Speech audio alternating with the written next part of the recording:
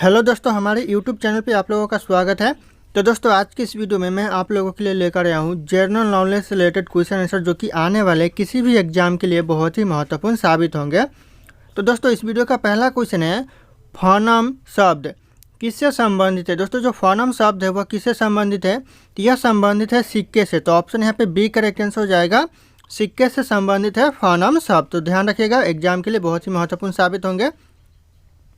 अगला क्वेश्चन है, अदीना मस्जिद कहाँ स्थित है। दोस्तों, जो अदीना मस्जिद है वह कहाँ पर स्थित है, तो यह स्थित है बंगाल में। तो ऑप्शन यहाँ पे बी करेक्ट आंसर हो जाएगा, बंगाल राज्य में यह अदीना मस्जिद स्थित है। तो ध्यान रखिएगा, ऑप्शन यहाँ पे बी करेक्ट आंसर हो जाएगा।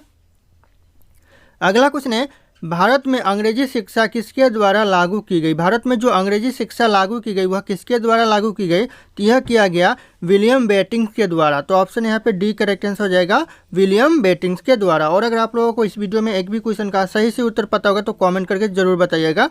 दोस्तों, अगला क्वेश्चन है, नानू आसान किसे कहा जाता है। दोस्तों, जो नानू आसान कहा जाता है वह किसे कहा जाता है, तो यह कहा जाता है श्री नारायण गुरु को। तो ऑप्शन यहाँ पे ए करेक्ट आंसर हो जाएगा, श्री नारायण गुरु। अगला क्वेश्चन है, इनमें से कौन सी घटना जो कि महाराष्ट्र में घटित हुआ था। यहाँ पे ऑप्शन में दिया हुआ है सारे के सारे घटना, इनमें से कौन सा घटना है जो महाराष्ट्र में घटा था, तो यह करेक्ट आंसर हो जाएगा भील विद्रोह, जो कि महाराष्ट्र में हुआ था। तो ऑप्शन यहाँ पे ए करेक्ट आंसर हो जाएगा, भील विद्रोह। एग्जाम के लिए बहुत ही महत्वपूर्ण साबित होंगे। दोस्तों, अगला क्वेश्चन है, मंत्रिपरिषद में कितने स्तर में मंत्री होते हैं। कितने स्तर में दोस्तों मंत्रिपरिषद में मंत्री होते हैं, तो हो जाएगा ऑप्शन यहाँ पे सी, 3 स्तर में मंत्रिपरिषद में मंत्री होते हैं। तो ऑप्शन यहाँ पे सी करेक्ट आंसर हो जाएगा, 3 स्तर। अगला क्वेश्चन है, ऑपरेशन फ्लड कार्यक्रम कब शुरू हुआ। दोस्तों, जो ऑपरेशन फ्लड है वह कब कार्यक्रम है वह कब शुरू हुआ, तो हो जाएगा 1970 यानी 1917 में, यह 70 में शुरू हुआ, 1970 यानी 1970। तो ध्यान रखिएगा दोस्तों। अगला क्वेश्चन है, भारत में सबसे ज़्यादा दाल का उत्पादन किस राज्य में किया जाता है। सबसे ज़्यादा दाल का उत्पादन दोस्तों कौन से राज्य में किया जाता है, तो यह किया जाता है मध्य प्रदेश में। तो ऑप्शन यहाँ पे डी करेक्ट आंसर हो जाएगा, मध्य प्रदेश में सबसे ज़्यादा दाल का उत्पादन किया जाता है। अगला क्वेश्चन है, भारतीय रेलवे कितने जोन में विभाजित है। दोस्तों, जो भारतीय रेलवे है वह कितने जोन में विभाजित है, तो ये करेक्ट आंसर हो जाएगा, भारतीय रेलवे 18 जोन में विभाजित है। तो ऑप्शन यहाँ पे डी 18 जोन करेक्ट आंसर हो जाएगा दोस्तों।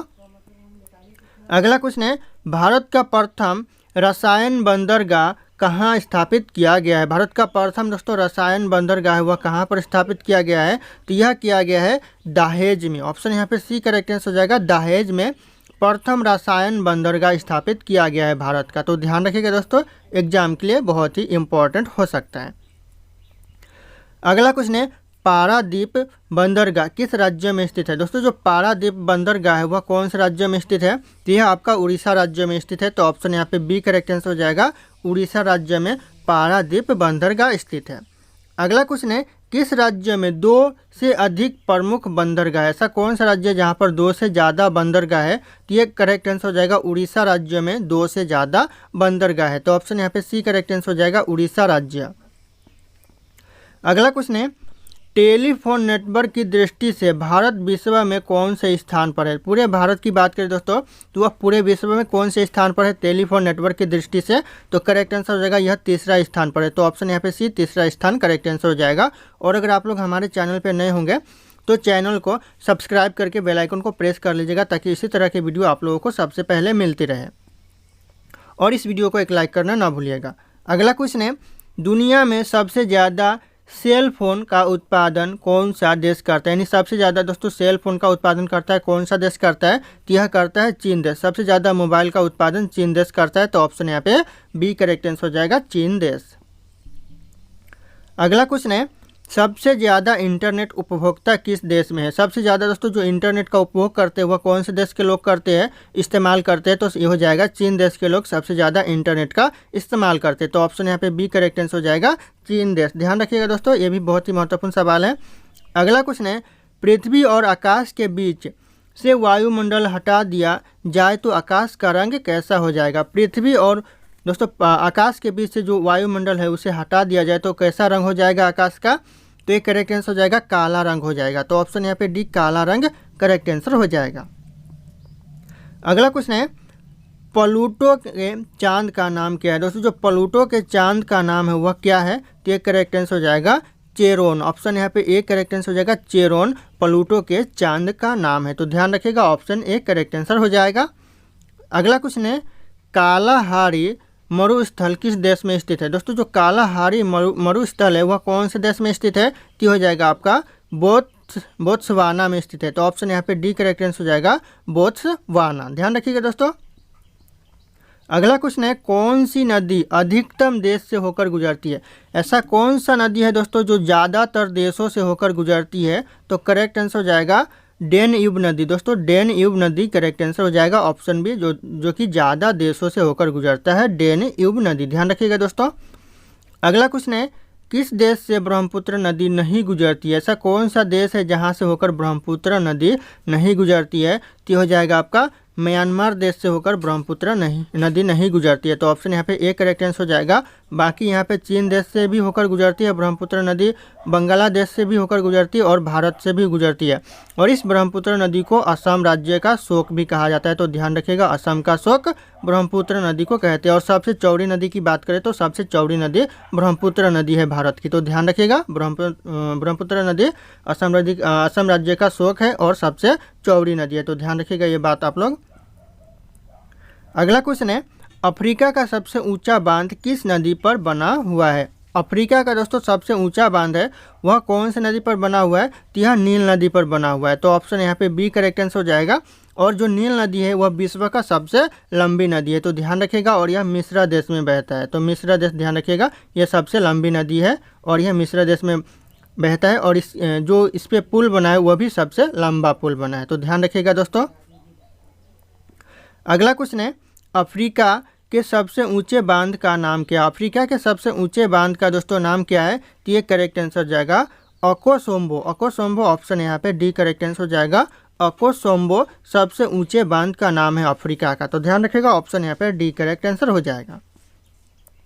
अगला क्वेश्चन है क्षेत्रफल की दृष्टि से विश्व का सबसे बड़ा नदी डेल्टा कौन सा है? विश्व की सबसे बड़ा दोस्तों डेल्टा नदी कौन सा है क्षेत्रफल की दृष्टि से? तो ये हो जाएगा करेक्ट आंसर सुंदरबन डेल्टा, जो कि क्षेत्रफल की दृष्टि से विश्व का सबसे बड़ा डेल्टा है। तो ऑप्शन यहाँ पे बी करेक्ट आंसर हो जाएगा सुंदरबन डेल्टा। ध्यान रखिएगा दोस्तों एग्जाम के लिए ये भी बहुत ही महत्वपूर्ण साबित होंगे।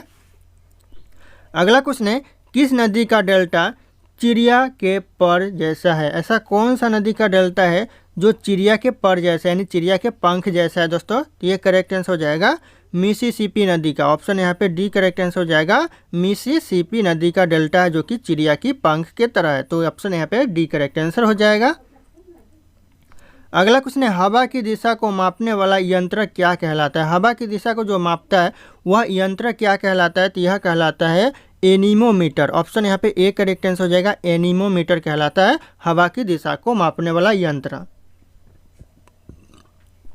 अगला क्वेश्चन है किस प्राकृतिक प्रदेश को गर्म पेटी के रूप में जानते हैं? ऐसा कौन सा प्राकृतिक प्रदेश है जिसे हम गर्म पेटी के रूप में जानते हैं? तो करेक्ट आंसर हो जाएगा यह ऑप्शन ए हो जाएगा। विषुवतीय प्रदेश को गर्म पेटी के नाम से जानते हैं। तो ऑप्शन यहाँ पे ए करेक्ट आंसर हो जाएगा। ध्यान रखिएगा दोस्तों।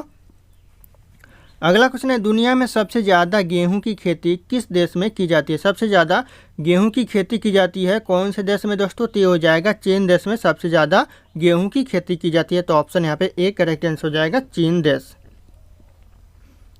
अगला क्वेश्चन है दालचीनी मसाला मिलत कहाँ पाई जाती है? यानी जो दालचीनी मसाला है वह ज़्यादातर कहाँ पाई जाती है?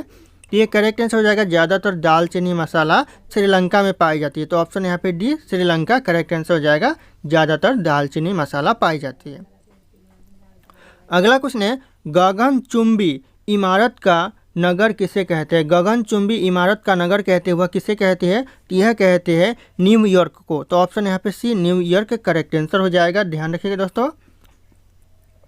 अगला क्वेश्चन है किस शहर को दक्कन की रानी के नाम से जानते हैं? दक्कन की रानी के नाम से जानते हैं दोस्तों कौन से शहर को? तो ये भी बहुत ही महत्वपूर्ण क्वेश्चन है। तो ये करेक्ट आंसर हो जाएगा पुणे शहर को दक्कन की सिटी के नाम से जानते हैं यानी रानी के नाम से जानते हैं दोस्तों। तो ऑप्शन यहाँ पे डी करेक्ट आंसर हो जाएगा। दक्कन की रानी के नाम से पुणे शहर को जानते हैं। अगला क्वेश्चन है झारखंड का शिमला किसे कहते हैं? झारखंड का जो शिमला कहते हैं वह कहते हैं रांची को। तो ऑप्शन यहाँ पे डी करेक्ट आंसर हो जाएगा। रांची को झारखंड का शिमला कहते हैं। अगला क्वेश्चन है, कौन सा शहर नेहरू का शहर कहलाता है? कौन सा शहर है ऐसा जो नेहरू का शहर कहलाता है दोस्तों? तो ये करेक्ट आंसर हो जाएगा वेनिस शहर, जो कि नेहरू का शहर कहलाता है। तो ऑप्शन यहाँ पे सी करेक्ट आंसर हो जाएगा, वेनिस शहर। अगला क्वेश्चन है, भारत के कितने राज्य समुद्र के किनारे पर स्थित, यानी जो कितने राज्य है भारत में जो समुद्र के किनारे पर बसा हुआ है? तो भारत में ऐसा 9 राज्य है जो समुद्र के किनारे पर बसा हुआ है। तो ऑप्शन यहाँ पे सी करेक्ट आंसर हो जाएगा, 9 राज्य। अगला क्वेश्चन है, सियाचिन ग्लेशियर भारत के किस राज्य में स्थित है?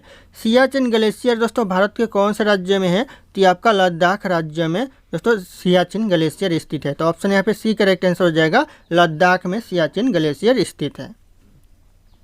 अगला क्वेश्चन है, देश के कुल कोयला उत्पादन में झारखंड की भागीदारी है दोस्तों कितना प्रतिशत है कुल कोयला उत्पादन में झारखंड की भागीदारी? तो करेक्ट आंसर हो जाएगा यहाँ पे ऑप्शन ए, लगभग 20% भागीदारी है झारखंड का कोयला उत्पादन में। तो ऑप्शन यहाँ पे ए करेक्ट आंसर हो जाएगा, 20%।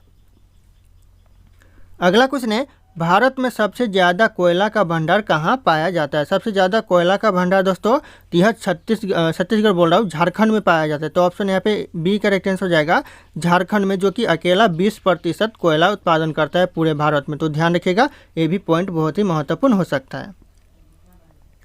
अगला क्वेश्चन है, उत्तर प्रदेश में यूरेनियम कहाँ पाया जाते हैं? उत्तर प्रदेश में जो यूरेनियम पाए जाते हैं वह कहाँ पर पाए जाते हैं? तो इस क्वेश्चन का जो सही उत्तर होगा यह आप लोगों को कमेंट करके बताना है। ऑप्शन यहाँ पे सारे के सारे शो कर रहे हैं, झांसी, चंदौली, हमीरपुर, ललितपुर। तो सही आंसर आप लोगों को कमेंट करना है। ऑप्शन यहाँ पे सारे के सारे शो कर रहे हैं। फिर मिलते हैं अगले क्लास में।